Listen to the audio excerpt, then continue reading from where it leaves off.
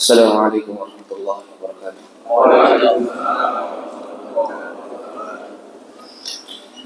Innal hamdalillah nahmaduhu wa nasta'inuhu wa nastaghfiruhu wa natubu ilayhi wa na'udzu billahi min shururi anfusina wa min sayyiati a'malina. Man yahdihillahu fala mudilla lahu wa man yudlil fala hadiya lahu.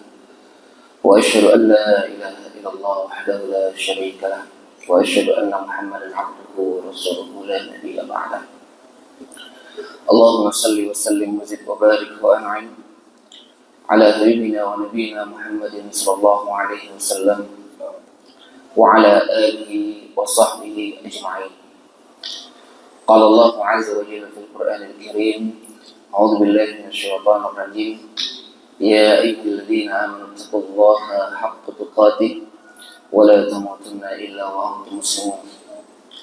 Amma ba'd, fa inna asdaqal hadithi kitabullah wa khairal hadi hadi Muhammadin sallallahu alaihi wasallam wa syarrul umuri muhdatsatuha wa kullu muhdatsatin bid'ah wa kullu bid'atin dalalah wa kullu dalalatin finnar.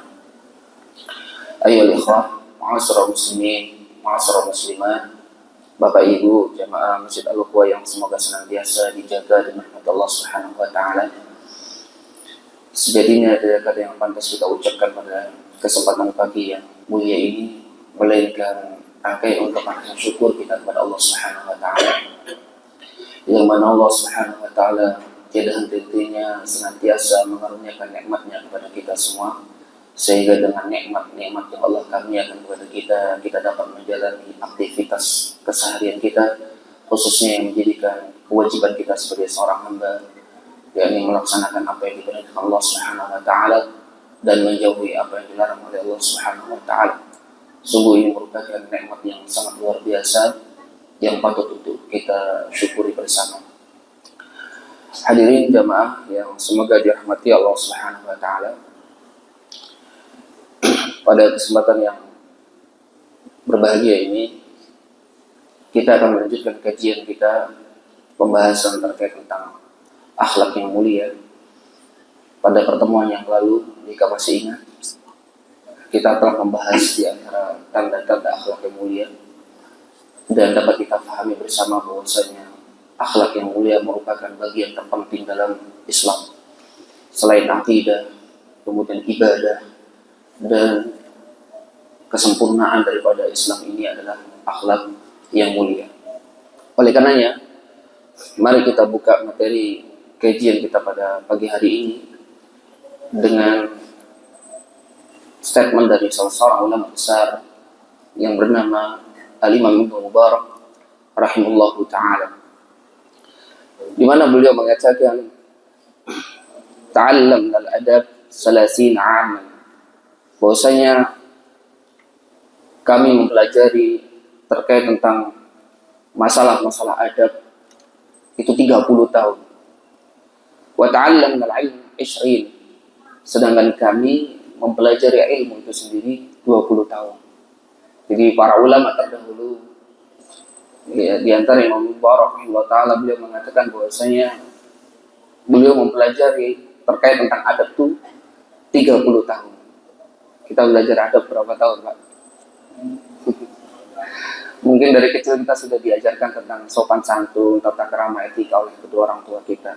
Dan insya Allah etika yang diajarkan oleh kedua orang tua kita yang ada di bumi Nusantara ini itu tidak bertolak belakang dengan etika yang ada di dalam Islam. Ya. Tetapi Islam itu sendiri lebih sempurna berbicara tentang masalah adab. Dan para ulama, ya, mereka fokus sebelum belajar ilmu, mereka mempelajari adab. Ini menandakan bahwa perkara adab bukanlah perkara yang biasa. Perkara adab adalah perkara yang sangat prestisius dan memiliki korelasi yang erat dengan ilmu. Dan pernyataan beliau ini diperkuat oleh ungkapan Imam Malik rahimahullah ta'ala, di mana Imam Malik rahimahullah ta'ala itu memberikan nasihat kepada salah seorang pemuda Quraisy. Beliau mengatakan, ta'alamul adab qabla an tata'allam al-ilm. Pelajarilah adab sebelum mempelajari suatu bidang keilmuan. Lalu timbullah sebuah tanda tanya besar, mengapa para ulama terdahulu, para wali-wali Allah Subhanahu wa taala. Ya. Jadi semua orang yang dia fokus mempelajari ilmu karena Allah itu merupakan wali-wali Allah, kata Imam Syafi'i rahimahullahu taala. Jadi wali-wali Allah itu bukan orang yang bisa terbang. Wali-wali Allah itu bukan orang yang bisa menghilang, bukan. Karena di Indonesia ini paradigma masyarakat wali itu kalau sudah bisa terbang, gitu kan Pak. Kalau udah bisa menghilang itu berarti wali. Itu zikir atau mocok ayat kursi peng sewu itu berarti wali. Tapi kata Imam Syafi'i, wali-wali Allah adalah mereka yang fokus mempelajari Al-Quran dan hadis Nabi Sallallahu Alaihi Wasallam. Itu wali-wali Allah Subhanahu Wa Taala. Nah, timbul sebuah tanda tanya besar, kenapa para ulama-ulama terdahulu, para wali-wali Allah Subhanahu Wa Taala, mereka sangat perhatian terhadap adab dan akhlak ketimbang ilmu itu sendiri. Katalah bahwasanya ilmu itu memiliki bejana, ya, memiliki tempat, dan tempat ilmu itu adalah hati. Sebagaimana dijelaskan dalam kitab Khulasatul Ta'zimul Ilm yang ditulis oleh Syekh Utsaimin rahimahullah taala, salah satu pengajar di Masjid Nabawi. Beliau mengatakan, wa huwal qalbu wa bi hasabi taharati qalbi yadkhuluhu al-'ilm wa idza izdadat taharatuhu izdadat qabiliyatuhu lil-'ilm. Bahwasanya wadah tempat daripada ilmu itu adalah al-qalb, hati. Seberapa bersih hati seseorang, maka sejauh itulah ilmu dapat masuk ke dalamnya. Dan semakin bersih hati, semakin besar pula kemampuannya untuk menerima ilmu itu sendiri. Jadi tempat daripada ilmu itu adalah hati. Sebagaimana ketika kita memiliki susu yang jernih, susu yang murni, lalu diletakkan pada bejana yang kotor, maka susu tersebut akan tercemari. Tidak lagi memberikan gizi yang baik, tidak lagi mendatangkan manfaat yang baik, justru akan dapat meracuni. Makanya para ulama-ulama terdahulu, mereka sangat perhatian terhadap adab dan akhlak. Karena hati yang kotor itu akan merusak manfaat ilmu, sebagaimana susu tadi yang jernih, yang bersih, kemudian diletakkan di sebuah bejana yang kotor, maka akan tercemari dan menjadi kotor. Dan tanda hati yang bersih itu tercermin dari akhlak dan adab yang mulia. Itulah alasan mengapa para ulama terdahulu mereka sangat serius dalam belajar adab dan akhlak.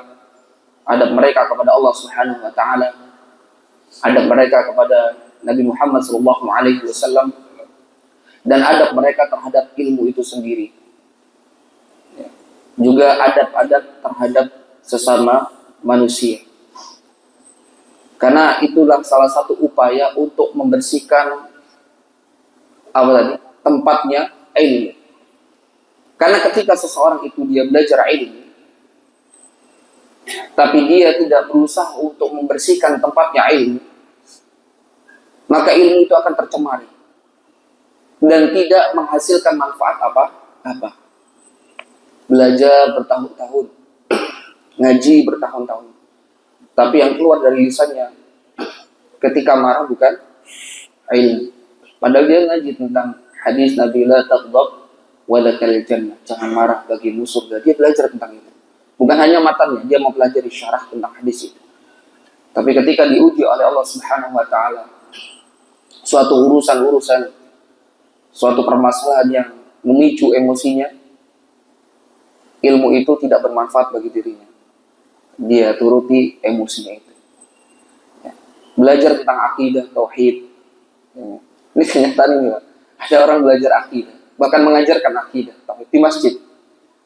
Ya. Qadarullah habis sholat, tasnya hilang. Nah, terus ada jamaah. Mungkin Bapak kalau Ustadz kalau Bapak berkenan, saya punya teman. Ya, ini orang pintar, ini bisa. Ketemu ini insya Allah tasnya. Oh iya kalau gitu boleh.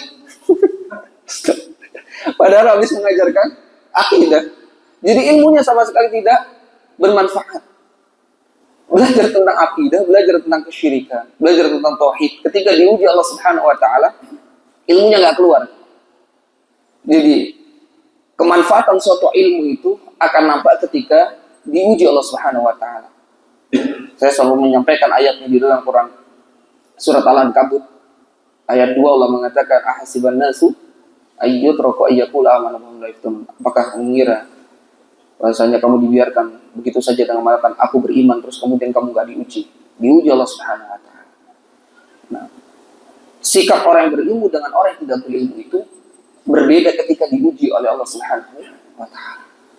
Orang yang berilmu itu ketika diuji lebih tenang dirinya. Ya, dia lebih mampu untuk berpikir jernih, tidak mendahului syahwatnya, hawa nafsunya, karena sejatinya hawa nafsu itu senantiasa mengajak kepada keburukan. Itu ahli ilmu. Dan itu yang kita harapkan, ilmu nafi. Makanya Rasulullah SAW setiap pagi itu tidak pernah telat, beliau selalu berdoa, Allahumma inni as'aluka ilman nafi'an. Yang diminta pertama oleh Rasulullah SAW adalah ilmu nafi', ilmu yang bermanfaat. Wa rizqan thayyiban, rezeki yang thayyib, rezeki yang baik, rezeki yang halal, rezeki yang barakah. Kemudian wa amal mutaqabbalan, minta amalnya diterima oleh Allah Subhanahu wa taala. Rasulullah SAW berdoa kepada Allah Subhanahu wa taala meminta ilmu nafi'. Bukan saja meminta ditambahnya ilmu, tetapi ilmu nafi', ilmu yang bermanfaat dalam kehidupan. Karena banyak orang-orang tersesat dalam kehidupan ini karena dia tidak memahami ilmu agama. Sehingga dalam setiap dia menghadapi permasalahan-permasalahan dalam kehidupannya, yang dia gunakan apa? Syahwatnya, hawa nafsunya. Sehingga dia tersesat dengan sejauh-jauhnya. Oleh karenanya kita senantiasa berusaha untuk istiqamah menuntut ilmu, ngaji di majelis ilmu, dan meminta kepada Allah Subhanahu wa taala untuk diberikan ilmu yang bermanfaat, ilmu nafi'. Dan Syekh Utsaimin rahimahullah taala menjelaskan bahwasanya yang menjadikan sebab kotornya hati itu ada dua. Yang pertama adalah taharatuhu min najasati syubhat. Taharatuhu min najasati syubhat. Yang mengotori hati yang pertama adalah kesucian dari najisnya syubhat, yaitu adalah keraguan-raguan dalam pemikiran yang menyesatkan. Dan ini biasanya didominasi oleh orang-orang yang jahil, orang-orang yang enggan menuntut ilmu agama. Orang yang jahil, ya, dia selalu menerka-nerka, sehingga ketika dihadapkan dengan sesuatu yang membingungkan, perkara-perkara syubhat, ya dia menerka-nerka. Sehingga inilah yang menjadikan sebab kotor hatinya. Ya. Atau orang-orang yang mendewakan akalnya, yaitu ahli filsafat, seorang filosof. Seorang ahli filsafat itu mereka adalah orang-orang yang mendewakan pikirannya, menuhankan pikirannya. Dia lebih mengutamakan, mengedepankan akalnya daripada wahyu Allah Subhanahu wa taala. Makanya saya pernah ketika itu ditanya oleh salah satu dosen saya, dia mengatakan, Aziz, kenapa? Apa manfaatnya wahyu? Itu salah satu dosen filsafat saya mengatakan, apa manfaatnya wahyu? Sedangkan Allah itu sudah mengaruniakan akal. Gimana Pak? Itu pertanyaan yang syubhat ya. Apa manfaatnya wahyu, Al-Quran, hadis? Padahal Allah itu sudah memberikan akal pikiran. Dia bisa berpikir. Maka dengan keterbatasan ilmu, saya jawab bahwasanya begini Pak, bahwa akal itu seperti mata, sedangkan wahyu adalah cahaya. Mata yang sehat tidak mampu dia gunakan ketika tidak ada cahaya. Nabrak Pak. Sehingga akal itu bukan diletakkan di depannya wahyu, tapi akal itu ditaruh di belakangnya wahyu. Allah karuniakan akal untuk mencerna, wahyu. Itu yang dinamakan ulil albab. Kalau seseorang dia mengutamakan akalnya, maka tersesatlah dia. Terus dihantui dengan perkara-perkara syubhat. Kemudian yang kedua, taharatuhu min najasati syahwat, yaitu kesucian dari najis syahwat, hawa nafsu dan keinginan duniawi yang melampaui batas. Termasuk rusaknya akhlak itu sebab syahwat. Rusaknya akhlak seseorang itu disebabkan adalah karena syahwat. Dan juga termasuk orang-orang yang mereka meninggalkan apa yang menjadi perintah Allah Subhanahu wa taala itu adalah sebab dorongan syahwat. Maka sekali lagi penting bagi kita, sebelum kita serius dalam mempelajari ilmu, hendaknya kita fokus untuk membersihkan tempat-tempatnya ilmu, membersihkan bejananya ilmu, yaitu hati kita dari segala bentuk kotoran-kotoran, kedengkian, kebencian, namimah, dan segala penyakit-penyakit hati yang dapat mencemari ilmu. Karena ketika ilmu itu masuk ke dalam hati yang kotor, maka tidak melahirkan ketawaduan, akan tetapi akan melahirkan kesombongan. Orang yang hatinya kotor, setelah dia ngaji bukan menjadi tawadu, karena seharusnya orang yang rajin ngaji, orang yang menuntut ilmu itu adalah orang yang paling takut kepada Allah Subhanahu wa taala. Orang yang paling takut kepada Allah Subhanahu wa taala, dan itu sejatinya seorang ulama, sebagaimana Allah Subhanahu wa taala firmankan di dalam Al-Qur'an. Sehingga menjadikan dirinya semakin tawadu, keluar dari masjid bukan semakin naik dagunya, bukan semakin membusungkan dadanya, tetapi semakin menunduk. Karena dia tahu bahwasanya beban yang dia bawa terlalu besar dan dosa-dosa yang ada pada dirinya terlalu banyak, sehingga dia tawadu kepada Allah Subhanahu wa taala. Bukan ketika nuntut ilmu bawaannya pengen ngajak tepat, ya, pengen ngajak perang yang bawahnya.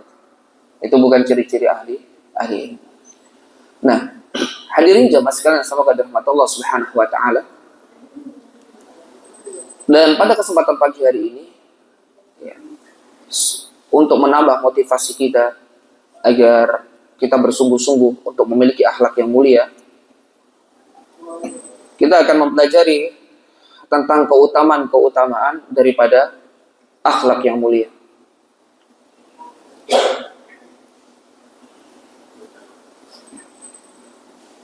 Di dalam kitab Tuhfatus Tsaniyah, syarah kitab Arba'in Nawawi, dijelaskan setidaknya ada 7 keutamaan akhlak yang mulia. Yang pertama adalah husnul khuluqi min kamalil iman. Husnul khuluqi min kamalil iman, yaitu adalah akhlak yang mulia merupakan kesempurnaan daripada iman.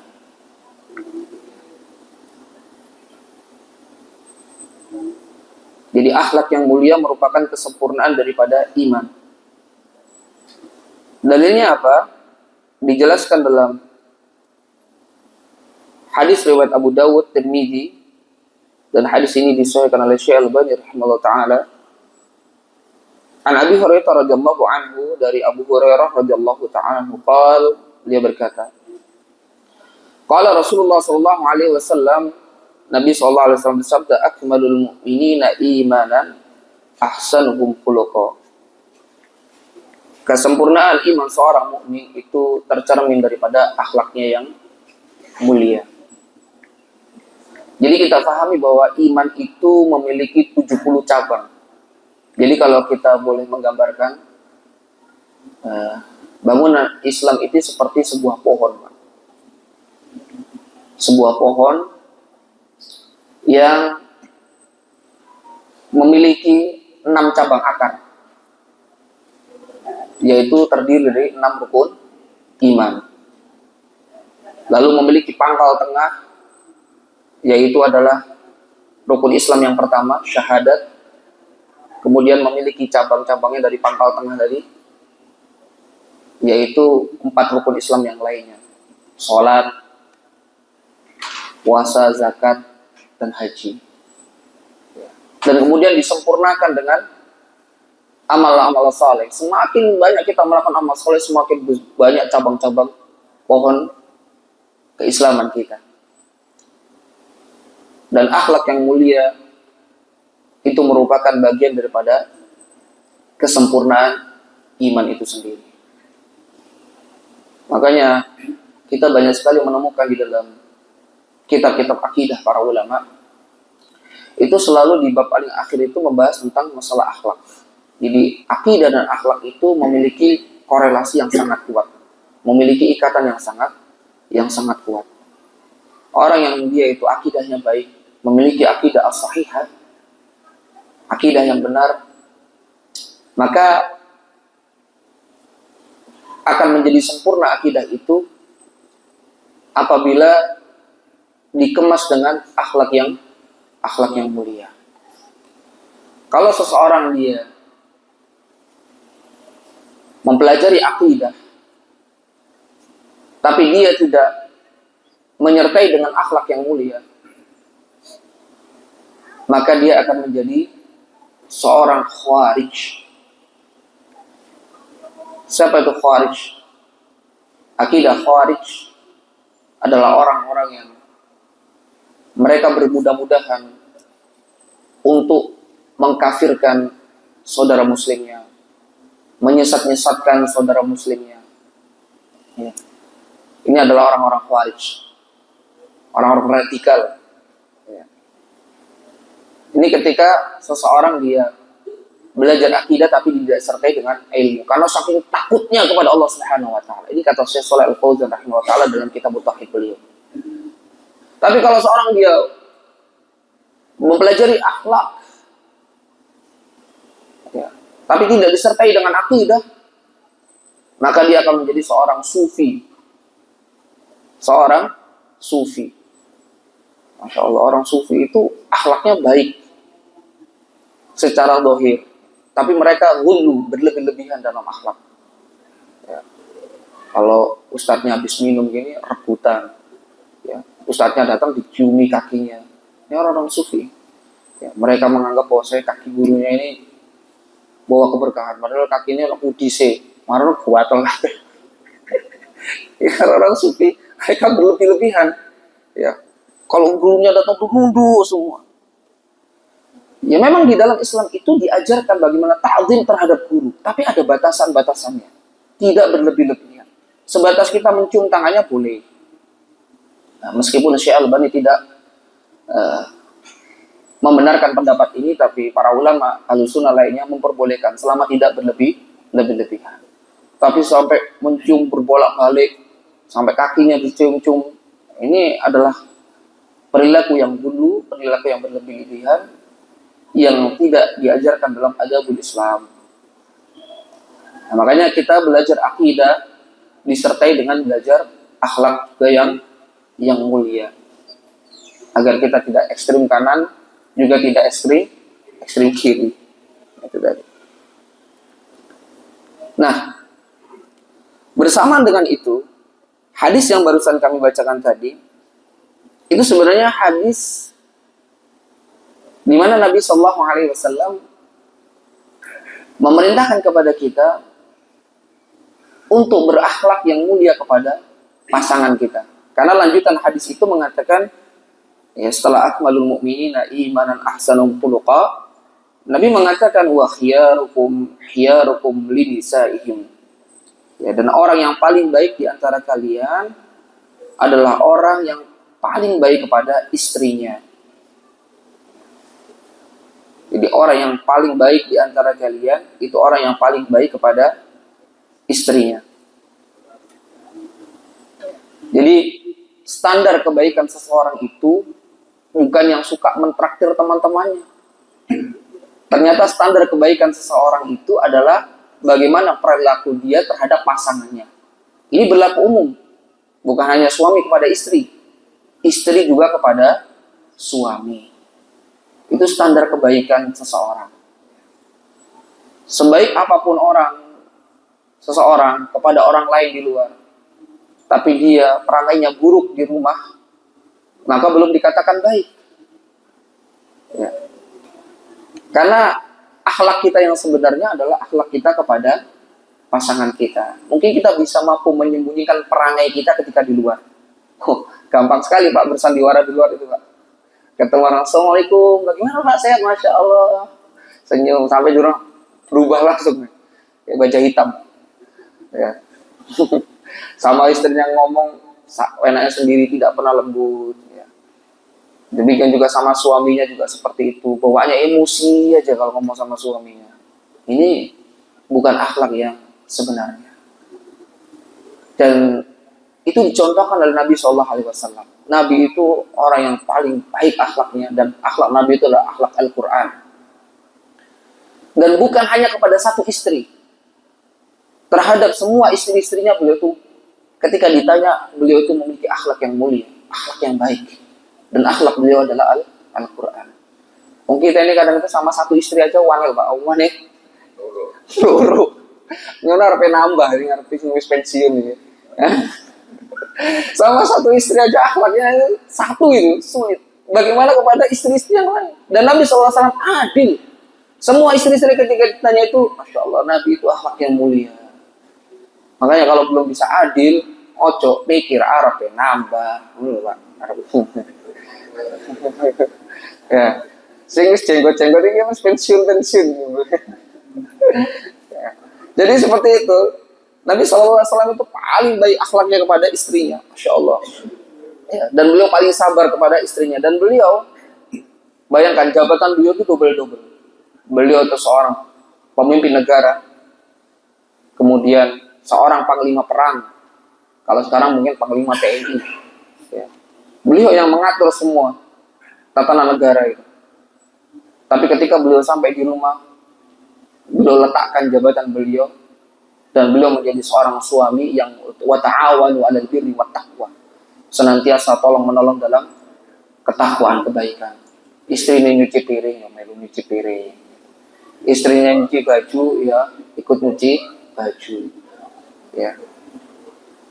Dan bukan menjadikan takaran juga adalah penilaian istri. Ya. Kadang untuk mendapatkan reward di hadapan istri itu sesuatu yang sangat menyulitkan, Pak. Ya, seorang istri itu sangat sulit memuji suami, berterima kasih sama suami, dan minta maaf sama suami. Itu paling sulit. Makanya besok di neraka itu didominasi seorang wanita, kata Nabi SAW ketika beliau Isra Mi'raj. Ya.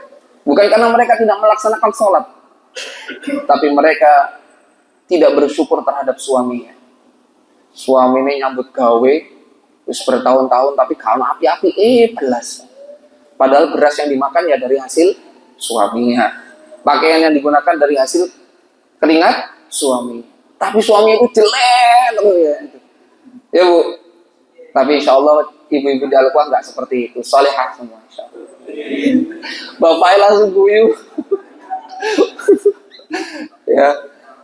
Jadi seperti itu. Jadi bukan kita harapkan pujian. Makanya kan itu kalau pembinaan saat ada orang ngadep nikah, itu saya bilang, ketika kalian memutuskan untuk menikah, maka kalian harus mengorbankan perasaan kalian. Yang namanya menikah itu mengorbankan perasaan. Jadi ojo harus merapi tukaran, selalu saya yang berkorban. Yang namanya menikah itu mengorbankan perasaan, karena menyatukan sesuatu yang tidak cocok. Ya misalnya kan ini kelebihan bapak, ini kekurangannya bapak, ini kelebihannya ibu-ibu, ini kekurangan ibu, disatukan begini. Namanya menyatukan, menutupi kekurangan itu kan sesuatu yang kita tidak sukai, betul nggak? Ya. Makanya mengorbankan perasaan. Jangan terus setelah di rumah tangga itu selalu diungkit-ungkit adalah kekurangan-kekurangan. Namanya menikah itu kan menyatukan ya, sesuatu yang kurang itu berusaha disatukan. Ini seperti itu. Nah, oleh karenanya dibutuhkan ketika menikah itu adalah keikhlasan. Ikhlas itu apa? Ikhlas itu mengharapkan ridho Allah Subhanahu wa taala dalam setiap melakukan aktivitas ibadah. Dan dalam ketika kita menikah, dalam berumah tangga itu Setiap aktivitas-aktivitas positif yang kita lakukan di rumah kita itu dinilai ibadah Allah Subhanahu wa taala. Maka ikhlaskan itu. Bukan mengharapkan pujian, bukan mengharapkan ucapan terima kasih dari pasangan. Kalau yang diharapkan itu selesai, Pak. Bu, ketika itu tidak didapatkan, gak istiqomah mana. Percuma aku nyuci piring, bantu, tapi gak dipuji. Gak ngomong terima kasih. Yo, mari leren amal solehnya. Padahal yang kita harapkan apa? Ridha Allah Subhanahu wa taala, dan itu yang mengistiqomahkan kita dalam beramal soleh. Masih kita sudah berusaha membantu tapi saya diroengi ya, bismillah, pahala. Roengan istri itu pahala. Dan ini yang menarik, kata Fudail bin Iyad. Ini salah satu motivasi untuk kita bersabar, Pak, dalam berumah tangga. Fudail bin Iyad mengatakan, in asaitullah ra'aitu dzalik fi khuluqi zaujati wa ahli wa dabbati. Sungguh ketika saya bermaksiat kepada Allah Subhanahu wa taala, aku mengetahui bahwasanya dampak buruknya itu ada pada perilaku istriku, perilaku keluargaku, dan hewan tungganganku. Itu kata Fudail bin Iyad. Jadi kalau misalkan istri kok ngeroeng nang omahe, ya sing diiling berarti dosa. Ya. Tidaklah seorang istri itu ngeroeng disebabkan dosa-dosa yang kita perbuat. Motor habis diservis kok mogok, ini kata Fudail bin Iyad. Ada disebabkan kemaksiatan yang kita lakukan. Ada aja. Maripan bocor, rantai pedot, terus kopling pedot, busi, ngadat dan lain sebagainya. Ada saja, itu karena maksiat. Wa ma asabakum min musibatin fabima kasabat aydikum, kata Allah Subhanahu wa taala. Tidaklah musibah itu datang menimpa seseorang disebabkan karena ulah tangan kita sendiri, akibat dosa-dosa kita sendiri. Jadi seperti itu. Dan itu berat, Pak. Untuk berusaha introspeksi diri itu berat ketika mendapatkan musibah. Kemarin saya pulang ngaji sama Bapak. Yang habis kajian mau masuk perumahan. Padahal ya rumah itu kan sepi ya, Pak. Nah, mau masuk pos satpam lagi ngobrol. Tahu mak brut. Ya ternyata kan nggak lihat, sama sekali nggak lihat. Anak kecil SMP naik motor, nggak ada lampu, nggak ada rating, nggak ada spion. Subhanallah. Nah itu, ya kita berusaha untuk bagaimana kita menjaga hati kita, Pak. Lihatin, ya itu so. Tapi anak ini kan perlu dikasih pelajaran. Ayo mana? Kamu rumahmu di mana? Di sana, Pak. Ayo ikut saya ke rumah orang tuamu. Nangis saya. Jangan, Pak. Ya ada, ternyata seorang janda. Janda, dan Masya Allah sangat kekurangan dia. Dan anak ini sudah dikasih tahu. Tak tanya, kamu ngaji nggak? Ngaji. Di mana? Ustadz Mursali. Tak bilangin ustadzmu kalau kamu nggak bisa dikasih tahu. Saya bilang, kamu masih kecil nggak boleh naik motor. Ini demi Allah nih, saya baru naik motor setelah SMA. Kamu SMP terus kamu naik motor, nabrak lagi, coba. Pokoknya kamu keluyuran di daerah sini, ayo tak bawa ke kantor polisi nanti. Akhirnya dia takut ya, Pak, saya nggak naik motor. Jadi supaya itu sebagai tarbiyah pelajaran. Iya, sambil itu kita merenung juga ya. Siapa yang berharap kita ditabrak motor gitu kan? Berarti kan apa? Karena dosa. Mungkin sepanjang jalan ngomongin orang kita juga nggak tahu. Mungkin kita itu habis, ya nggak tahu mau melakukan dosa. Yang jelas banyak dosa-dosa kita. Makanya ketika kita mendapatkan musibah, termasuk istri ngerowen itu musibah, maka kita harus banyak istighfar gitu kan. Ya, jadi tapi jangan dibuatkan alasan ibu-ibu ya buat marahin bapak-bapaknya. Ini karena saya itu marah-marah karena sampean banyak dosanya, Mas. Ya. Masya Allah. Termasuk ibu-ibu kalau suaminya marah-marah ngomel berarti ya karena dosa-dosa ibu-ibu, banyak istighfar. Kemudian yang kedua, keutamaan dari akhlak yang mulia, husnul khuluq asqalu syai'in fil mizan.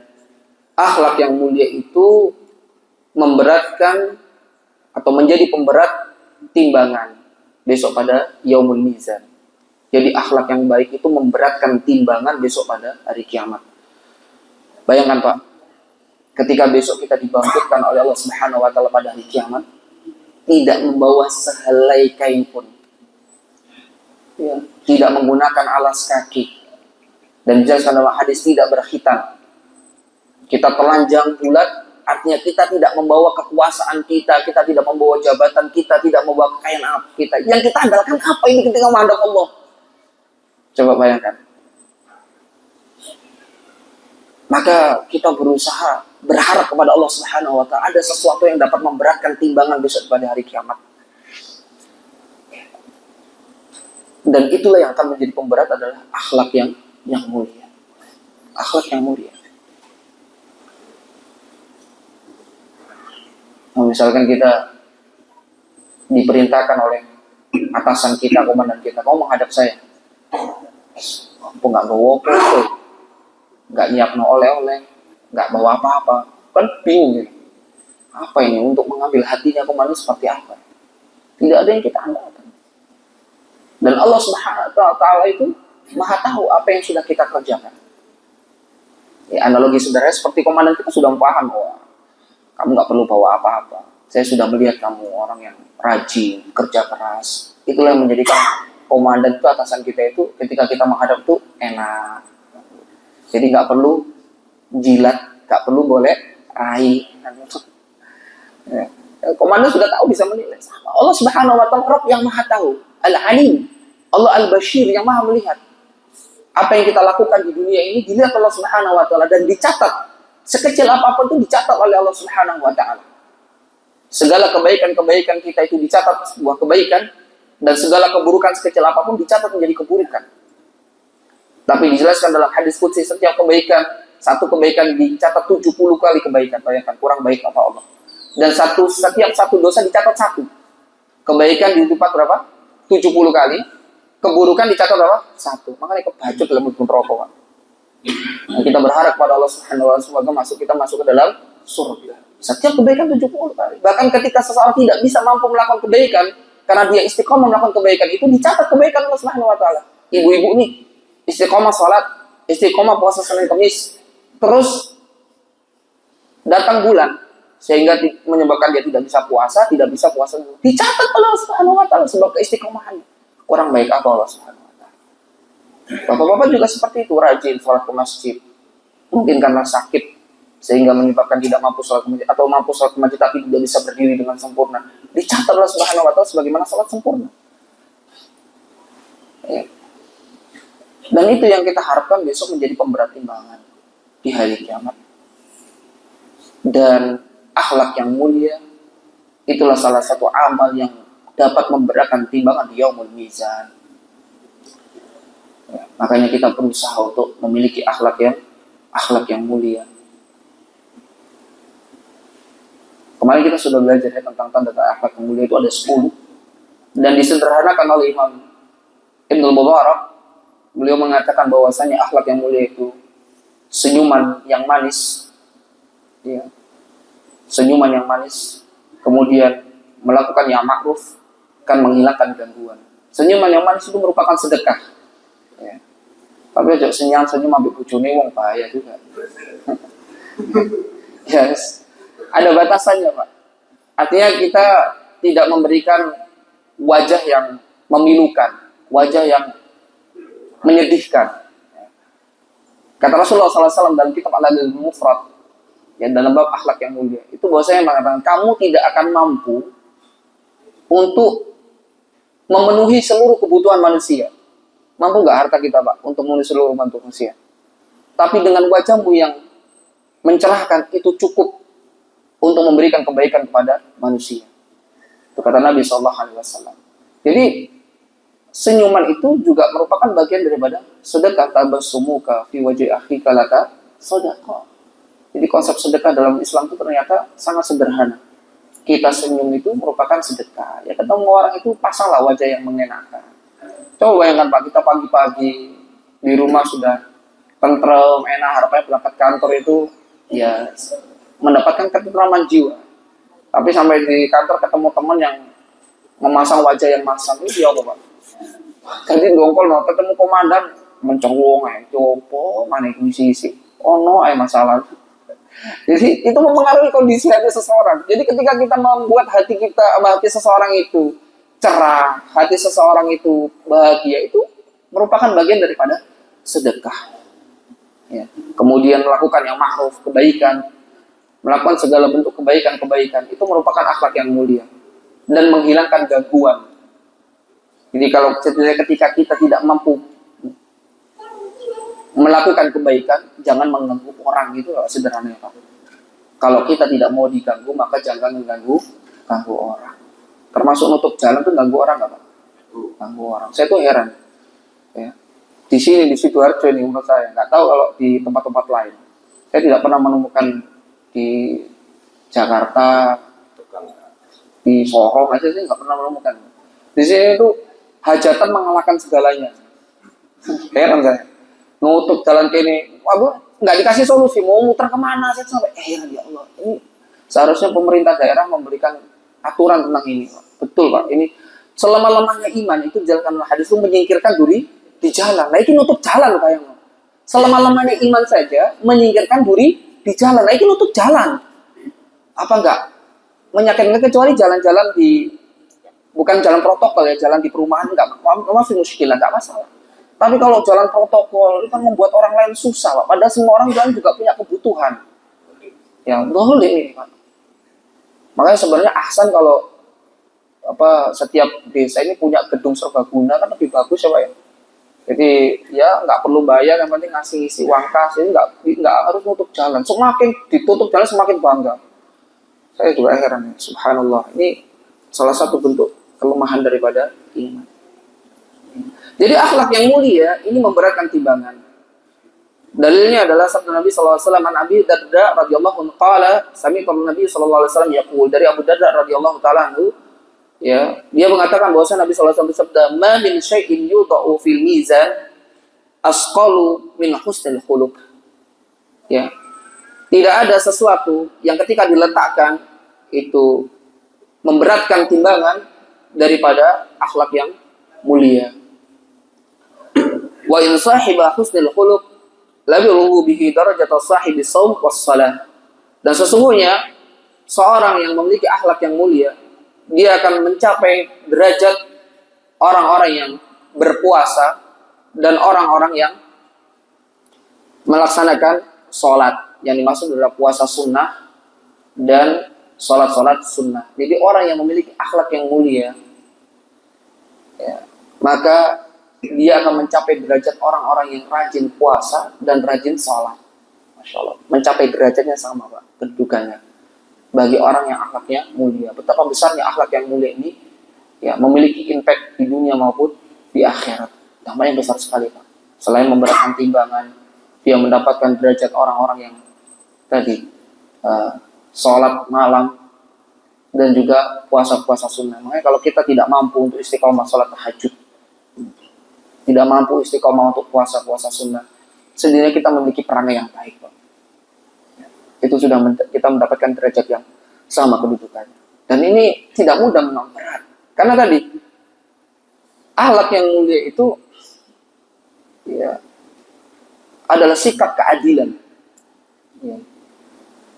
Antara akhlak kita di rumah dengan di luar itu sama. Hari ini dengan besok juga sama. Kadang kita bisa berakhlak mulia di hari ini, belum tentu di hari besok kita memiliki akhlak yang mulia.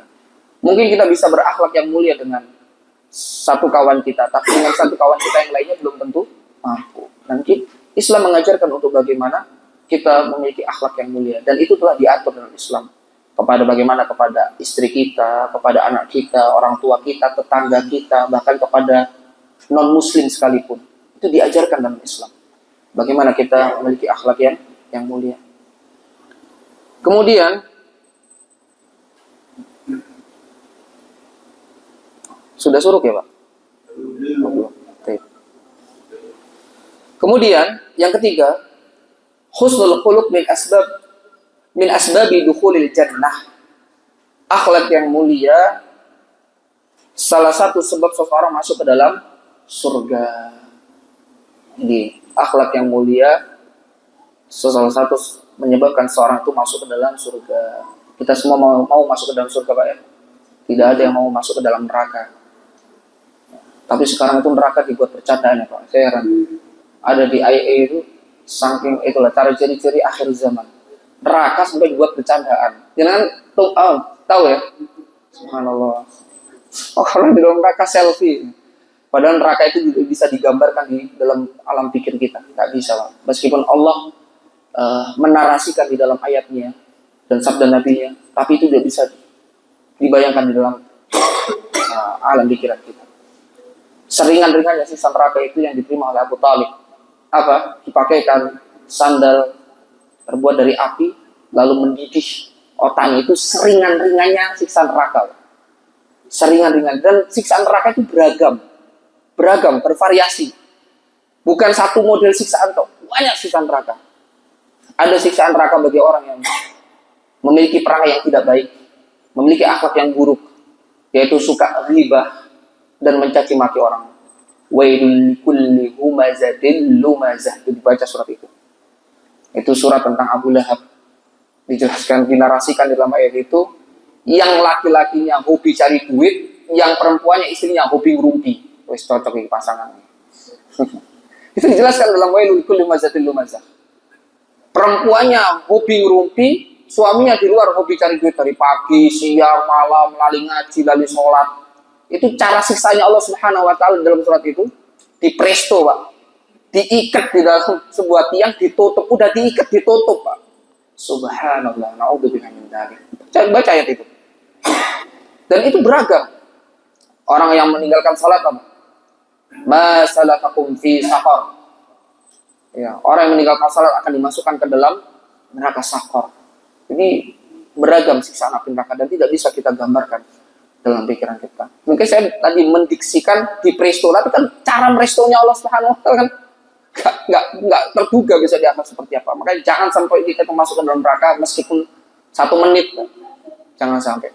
Makanya Rasulullah SAW itu selalu berdoa, Allahumma inni as'alukal jannah wa na'udzubika minan nar. Itu kata di dalam sebuah hadis riwayat Muslim, ketika seorang mengatakan Allahumma inni as'alukal jannah, minta masuk ke dalam surga, ya, sebanyak 3 kali, maka surga akan bertanya, ya Rob, masukkanlah dia ke dalam surga. Dan ketika seorang mengatakan Allahumma inni a'udzubika, Allahumma inni wa na'udzubika minar wa a'udzubika minan nar, maka neraka akan mengatakan, ya Rob, jauhkan hati api neraka. Rasulullah berdoa, Pak. Kita baca doa itu. Doa paling penting yang selalu kita baca. Jangan doanya minta duit, terus minta mobil, terus minta rumah, terus doa kita dihindarkan dari api neraka, dimasukkan ke dalam surga di waktu-waktu yang mustajab. Kemudian yang keempat, dalilnya yang ketiga adalah wa an Abi Hurairah radhiyallahu ta'ala anhu, dari Abu Hurairah radhiyallahu anhu, Nabi sallallahu alaihi wasallam bersabda, ya, inna aksara ma yadkhilu minan nasin nar al-ajwafan. Nabi SAW bersabda, sesungguhnya kebanyakan orang itu masuk ke dalam neraka karena al-ajwafan, 2 anggota tubuh. Kalau ya Rasulullah, apa al-ajwafan? Apa seorang itu masuk ke dalam neraka? Qal al-farj wal fam. Yang pertama adalah kemaluan dan yang kedua adalah lisan. Ini yang banyak sekali menjerumuskan orang itu ke dalam api neraka. Ketika seorang dia tidak mampu menjaga kemaluannya, maka dia akan terjerumus ke dalam api neraka. Maka kita berusaha untuk menjaga kemaluan kita, ya, jangan ya, sembarangan. Sekarang itu maka orang itu bermudah-mudahan untuk berbuat zina sekarang. Ini ciri-ciri akhir zaman. Seorang bermudah untuk berzina, dan perempuan sekarang itu sudah tidak lagi menganggap keperawanannya sesuatu yang penting sekarang. Sehingga angka pernikahan berkurang. Nah, bagaimana upaya untuk menjaga kemaluan adalah bagaimana kita berusaha untuk menjaga penglihatan kita. Makanya Allah Subhanahu wa Ta'ala mengatakan dalam Quran surat Nur ayat 30, "Qul lil mu'minina yaghuddu min absarihim wa yahfazu furujahum." Katakanlah kepada orang yang beriman, hendaklah mereka menahan pandangannya dan memelihara kemaluannya. Mengapa Allah Subhanahu wa Ta'ala gabungkan antara menjaga kepandangan dan menahan kemaluan? Karena seseorang tidak akan mampu menjaga kemaluannya ketika dia tidak mampu menjaga pandangannya. Ya. Kemaluan seorang itu bereaksi ketika dia tidak mampu menjaga pandangannya. Perselingkuhan, kasus asusila, itu dari mana awalnya? Dari pandangan, dari mata. Subhanallah. Sekarang angka asusila itu meningkat, Pak. Sangat meningkat sekali. Wah, ngeri. Dan ini menjadi PR juga bagi Paroh Paktal ya. Di tempat kami saja itu dalam 1 tahun ini sudah 14 orang di PDTH karena asusila. Di antara 11-nya 1 wanita dipakai 11 orang. Bayangkan. Waktu saya mau pindah itu sama Kadis Pintal itu bilang itu PR-mu itu. Ya PR-nya bisa doa gitu. Subhanallah. Makanya tenaga perencanaan meningkat. Banyak ngadep cerai. Awalnya rata-rata Will punya wanita idaman lain. Kenapa awalnya? Tidak mampu menjaga pandangan. Bukan karena istri kita tidak cantik. Wong istri kita itu ketika kita putuskan untuk menikah, Pak, itu karena apa? Karena cantik. Gak mungkin Pak kita menikah istri kita karena tidak cantik, karena cantik. Kenapa? Tapi sekarang istri saya sudah tidak, bukan karena istri kita tidak jaga, tapi karena mata kita tidak mampu menjaga pandangan kita, sehingga kita bersyukur dengan istri kita. Seolah-olah istri kita sudah tidak cantik, padahal karena kita tidak mampu menjaga pandangan kita. Coba kalau kita mampu menjaga pandangan kita, ya, kita berusaha menundukkan pandangan kita dan kita hanya melihat sesuatu yang hak untuk kita lihat, maka insya Allah keluarga itu akan harmonis. Itu salah satu upaya untuk menjaga rumah tangga kita agar supaya harmonis. Dan juga menjaga lisan, ya. Suka membicarakan keburukan orang lain, itu juga termasuk daripada yang menyebabkan seseorang itu banyak sekali masuk ke dalam neraka. Makanya kita berusaha bagaimana upaya untuk kita menghindari untuk tidak membicarakan keburukan orang lain. Hindarkan kelompok-kelompok, circle-circle yang di dalamnya membicarakan sesuatu yang nggak ada manfaatnya. Karena biasanya kumpul-kumpul kalau nggak ngomongin orang itu nggak renyah, Pak. Nggak asik. Pertama ngomongin masalah agama, masya Allah. Tentang ngomongin apa? Masalah kurban, masalah apa? Itu 5 menit atau 10 menit pertama. Selanjutnya nggak ada bahan, ngomongin orang. Gitu. Makanya kalau sudah selesai urusan kita, kumpul, udah selesai pulang. Nggak usah lama-lama. Gitu. Jadi, dan yang menyebabkan seorang itu ngomongin orang, kata Syekh Dr. Ahmad Farid dalam kitab Tazkiyatun Nufusnya itu, diantaranya adalah yang pertama untuk menutupi emosi, kemarahan. Karena kalau kita marah, gak ngomongin orang ini kayak orang yang bikin kita marah. Ya kan? Terus yang kedua, karena sungkan. Ada kumpul ngomongin orang, kita gak ikut nyaut kan gak enak, Pak. Ya gak? Terus tak nyaut lah, aku tiketnya gak asik ini. Saya ikut ngomongin orang. Itu kata saya Dr. Ahmad Farid. Itu yang menyebabkan seseorang itu membicarakan keburukan orang lain. Makanya kita jangan terlarut dengan kumpul-kumpul, nongkrong-nongkrong yang gak ada manfaatnya. Mending kita tinggalkan, lebih baik kita sendiri dan kemudian kita gunakan untuk muhasabah. Karena dosa kita itu terlalu banyak, Pak. Kalau kita menghisap dosa kita itu, kita gak ada waktu untuk menghisap dosa orang lain. Ya, kita hisap dosa kita sebelum kita dihisap Allah Subhanahu wa Ta'ala. Ya. Kemudian atadruna aksaru ma yudkhilul jannah. Apa yang menyebabkan seorang itu masuk ke dalam surga? Taqwallahi wa husnul khuluq. Yaitu bertakwa kepada Allah dan berakhlak yang mulia. Itu yang menyebabkan seseorang itu masuk ke dalam surga. Bertakwa kepada Allah Subhanahu wa Ta'ala dan berusaha untuk berakhlak yang mulia.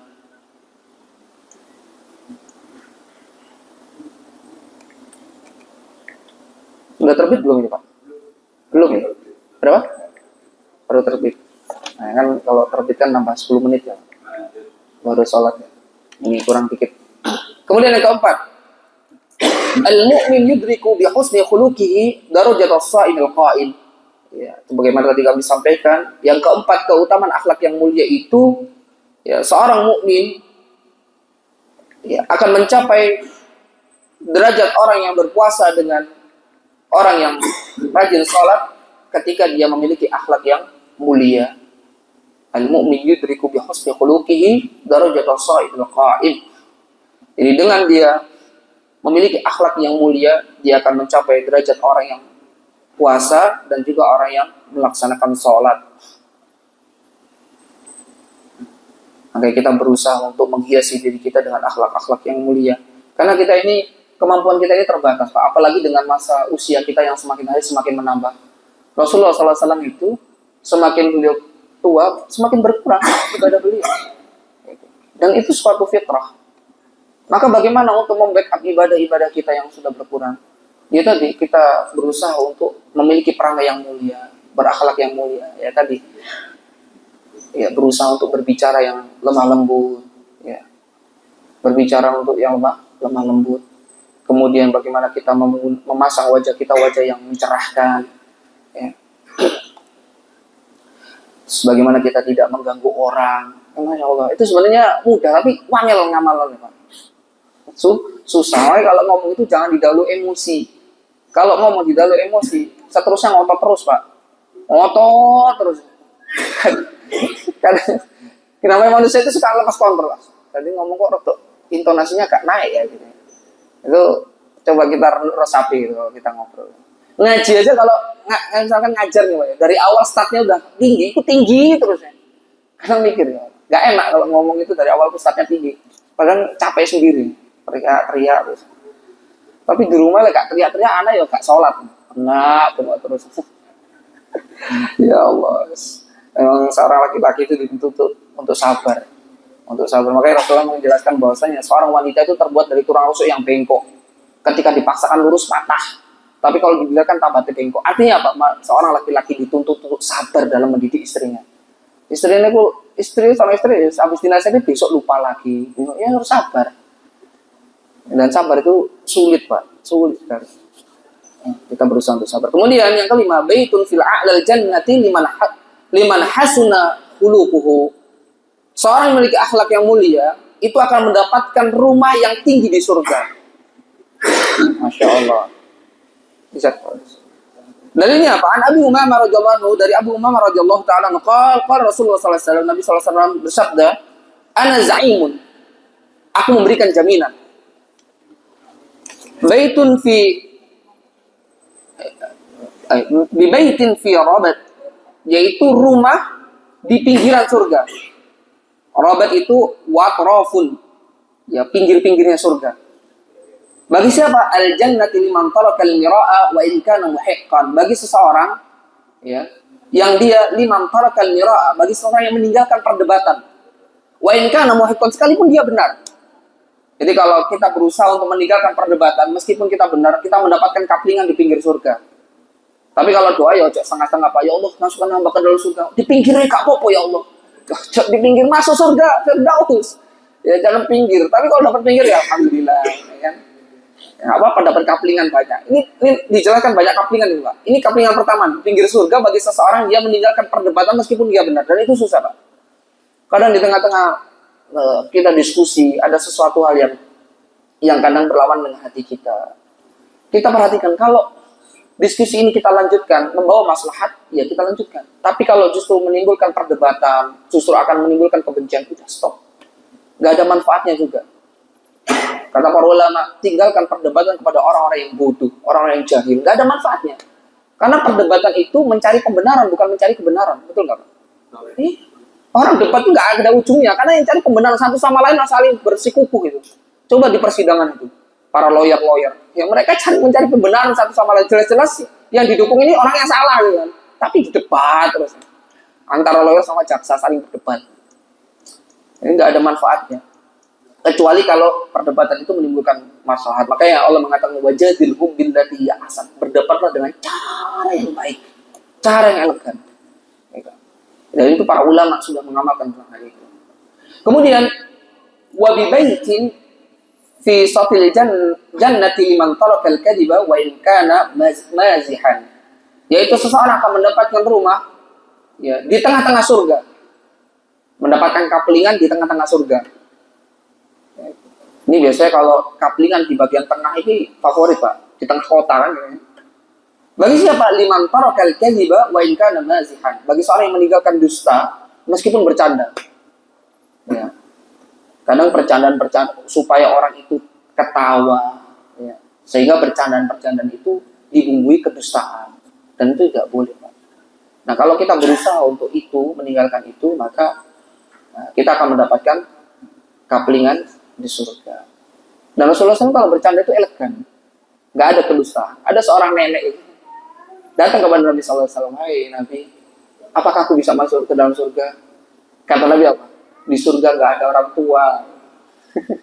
Akhirnya neneknya balik kanan sedih. Kemudian Nabi itu panggil, wah, dipanggil oleh Rasulullah SAW. Terus kata Nabi SAW, di surga itu nggak ada yang tua. Ibu nanti di surga kamu jadi muda gitu maksud Nabi SAW. Itu bercanda Nabi SAW, nggak dusta kan? Nggak dusta. Tapi menyenangkan. Gitu. Kemudian yang terakhir, wabibaitin fi a'lal jannati liman hassana khuluqah. Ya, dan seseorang yang akan mendapatkan rumah di surga yang paling tinggi. Nah, ini surga Firdaus.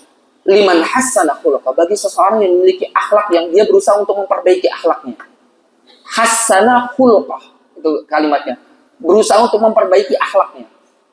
Dia akan mendapatkan surga yang paling tinggi. Dan ini ditegaskan di poin yang nomor 6. Di antara keutamaan akhlak yang mulia, aqrabun nas ila Rasulullah sallallahu alaihi wasallam sahibu khuluqil hasan. Ya. Kedekatan seseorang kepada Rasulullah sallallahu alaihi wasallam pada hari kiamat, yaitu di surga nanti, itu bagi seseorang yang memiliki akhlak yang mulia. Ya, surga Nabi itu di mana, Pak? Surga Nabi di mana? Surga Firdaus. Dan dia besok orang yang memiliki akhlak mulia, dia akan bersebelahan dengan Nabi sallallahu alaihi wasallam. Dalilnya Nabi sallallahu alaihi wasallam bersabda dalam hadis riwayat Tirmidzi, dan hadis ini sahih disahihkan oleh Syalbani, wa an Jabir radhiyallahu anhu, dari Jabir radhiyallahu anhu, Rasulullah sallallahu alaihi wasallam Rasulullah SAW bersabda, inna min ahabbikum ilayya wa aqrabikum minni majlisan yaumal qiyamati ahasinakum akhlaqan. Sesungguhnya ya, aku sangat mencintai dan sangat dekat tempat duduknya ya, pada hari kiamat bagi seseorang yang mereka memiliki akhlak yang mulia. Rasulullah SAW mencintai dan besok tempat duduknya dekat. Aqrabukum minni majlisan, dekat dengan Rasulullah SAW tempat duduknya pada hari kiamat bagi orang yang memiliki akhlak yang mulia. Makanya kalau kita pengen masuk ke dalam surga Firdaus, ya, tinggal milih mau dapat kaplingannya toh, apa tengah-tengah, apa paling tinggi. Ya, kalau tinggi berakhlaklah dengan akhlak yang mulia, berusaha dengan akhlak yang mulia. Ya, kemudian yang terakhir yang ketujuh, afdhalun nas ashabul khuluqil hasan. Afdhalun nas ashabul khuluqil hasan. Seutama-utamanya manusia yaitu yang mereka memiliki akhlak yang mulia. Dalilnya adalah Nabi sallallahu alaihi wasallam bersabda, inna min khiyarikum ahasinakum akhlaqan. Sesungguhnya orang-orang yang terbaik di antara kalian adalah mereka yang memiliki akhlak yang mulia. Makanya Abu Bakar As-Siddiq itu akhlak yang mulia. Abu Bakar As-Siddiq itu akhlak yang mulia. Umar bin Khattab itu akhlak yang mulia. Di tengah-tengah ketegasan beliau memiliki perangai yang mulia. Perangai beliau itu mulia. Dan mereka beragam. Ya, beragam dalam berakhlak mereka. Mereka memiliki akhlak yang mulia. Utsman bin Affan memiliki akhlak yang mulia. Ali bin Abi Thalib memiliki akhlak yang mulia. Abdurrahman bin Auf, Zubair bin Awam, Sa'ad bin Abi Waqqas, ya, Bilal bin Rabah, Ibnu Mas'ud, Zaid bin Sabit, semua sahabat-sahabat Nabi itu akhlaknya Masya Allah mulia. Karena mereka berlomba-lomba ingin besok masuk ke dalam surga berdekatan dengan Nabi Sallallahu Alaihi Wasallam. Dan ketika kita menginginkan masuk ke dalam surga, ya berdekatan dengan Nabi Sallallahu Alaihi Wasallam, maka berusaha untuk kita berhias diri dengan akhlak yang mulia. Selain kita berusaha memiliki akidah yang baik, kita sempurnakan keimanan kita dengan mengamalkan rukun iman. Kemudian kita berusaha menyempurnakan Islam kita dengan mengamalkan rukun Islam. Dan kemudian kita sempurnakan ihsan kita dengan memiliki akhlak yang mulia. Sederhana tadi Pak ya, akhlak yang mulia. Berusaha untuk senyum, memiliki wajah yang ceria, kemudian berlomba-lomba untuk beramal ma'ruf, amal yang baik, segala kebaikan, dan tidak mengganggu orang, termasuk menyakiti orang. Siapapun itu, istri kita, suami kita, anak kita, siapa lagi, tetangga kita. Amar ma'ruf nahi munkar itu bukan selalu dengan kekerasan. Jihad itu ditegakkan apabila ilmu itu sudah disampaikan. Jihad tidaklah ditegakkan ketika ilmu itu belum disampaikan, nggak mungkin tegak jihad. Jadi ilmu itu disampaikan, dan ilmu itu adalah akhlak. Mungkin kita punya tetangga yang belum tersentuh hatinya untuk sholat ke masjid. Ya berusaha untuk bagaimana kita mendekat. Kita berusaha untuk ya, kita kasih makanan. Kita berusaha bertutur. Kadang-kadang dakwah itu tidak perlu dengan lisan, Pak. Dengan perangai itu sudah cukup. Dengan perangai saja sudah cukup. Sebagaimana dijelaskan dalam sebuah riwayat, ada seorang salaf, ya, bertetangga dengan pendeta. Pendeta ini Pak, rohib. Ya, kemudian si rohib ini main ke rumahnya si ulama ini. Maka kemudian si rohib itu melihat di belakang rumahnya kok apa ini? Saya mencium bau busuk. Kata salah seorang ulama ini mengatakan bau busuk ini bersumber dari belakang rumahku. Terus ketika dilihat, tuh, ini kan datang dari rumah saya. Kenapa kamu kok tidak menyampaikan? Saya takut menyakiti hati. Akhirnya karena dia tersentuh dengan akhlaknya orang itu, kemudian si rohib ini masuk ke dalam agama Islam. Hanya melihat perangnya seperti itu langsung masuk Islam tanpa berdebat, ya, tanpa menggunakan dalil Al-Quran hadis, tapi dengan akhlak itu cukup menyentuh hati. Ya, karena yang dilihat sama tetangga itu kan akhlaknya cuma rajin. Jamaah Al-Quran itu kan dilihat akhlaknya Pak. Terkesan pengen sholat ke Al-Quran dilihat dari takbir, masya Allah akhlaknya api-api. Karena anak-anak itu apa gak sholat Al-Quran? Males dong. Wongnya keren-keren itu, tak miring gak kita anak-anak gitu kan. Akhirnya pindah masjid aja. Nah, itu kan dia penilaian dari misal ini. Itu kan karena akhlaknya. Tapi kalau akhlak kenapa sih? Masya Allah, akhlaknya baik-baik. Ada salah satu masjid itu saya lihat di konten itu, masya Allah. Kalau datang ada tamu itu lagi tidur, musafir tidur di rumah, di masjid. Datang tidur itu didatangkan makanan. Saya lupa nama masjidnya itu. Itu real itu. Dan rata-rata manusia anak muda. Di lantai atasnya itu ada kafe gratis untuk ngopi, nyaman sekali. Jadi kalau ada musafir disampaikan makanan. Assalamualaikum Pak, dari mana? Ditanya makanan. Bapak perlu dipijet, di service betul loh. akhirnya betul Pak. Ini real ini ada ini. Akhirnya orang terkesan mau datang ke masjid. Kira-kira apa? Kok siap ya? Ada takbir. Berusaha untuk akhlak mulia. Ini dan itu berat sekali Pak itu Pak. Masya Allah. Nggak tahu Allah alam donaturnya dari mana gitu. Jadi masjid itu benar-benar tempat yang sangat nyaman dan betul-betul orang itu diservis di masjid itu. Ya. Nah itu kita berusaha memiliki akhlak mulia sebagai bentuk dakwah kita kepada sesama saudara muslim. Mungkin yang dapat kami sampaikan pada kesempatan pagi hari ini, mudah-mudahan yang sedikit ini bermanfaat bagi para jamaah sekalian. Apabila apa yang kami sampaikan dan ada salahnya, kami mohon maaf yang sebesar-besarnya. Kita tutup majelis ini dengan fitrah majelis. Subhanakallahumma wa bihamdika asyhadu an la ilaha illa anta astaghfiruka wa atubu ilaik. Wassalamualaikum warahmatullahi wabarakatuh.